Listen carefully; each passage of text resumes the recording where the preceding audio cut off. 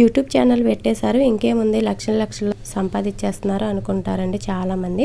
యూట్యూబ్లో మనీ అయితే అంత ఈజీగా ఎవరికి కూడా రావండి. మనం డైలీ వీడియోస్ అప్లోడ్ చేస్తూ ఉండాలి. వీడియోస్ అప్లోడ్ చేసినంత మాత్రాన మనకి డబ్బులు అయితే ఇచ్చారు.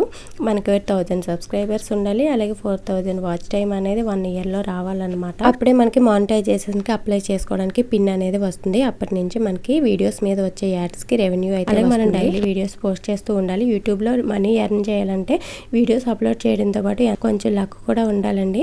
వీడియో తీసేసి యూట్యూబ్లో అప్లోడ్ చేసేస్తారు, చాలా ఈజీ అనుకుంటారండి చాలామంది. అంత ఈజీ అయితే కాదండి.